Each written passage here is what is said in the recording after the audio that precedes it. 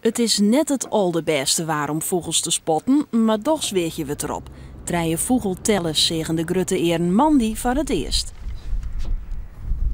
Wat gaan we nou dan? We staan hier bij de hoek van de band en ik wil even kijken naar de overkant. Of we hem daar misschien die steen uit zien vliegen. Het is wel een mooie plek ervoor, alleen ja, we hebben niet zo best zicht. Maar we gaan gewoon proberen. Nee. Ik zie niks, maar het zegt niks. We gaan gewoon verder en kijken of een andere plek of we daar nog iets kunnen zien. Dus, toen je hem vanuit Jesjenk in de mutten? Ja, we hebben hem, de zeeaanden die hier ook voorkomen, die hebben we wel eens gezien.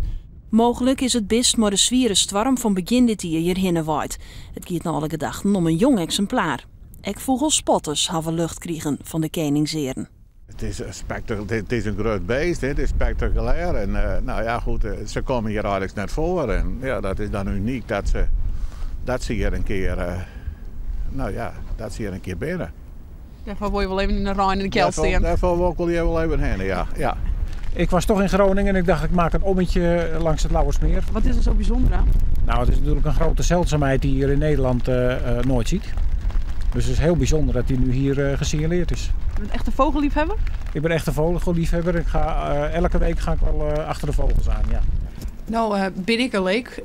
Hoe kan ik hem herkennen dat ik hier in de omkring ontkuiering ben? Hij valt enorm op door zijn grootte.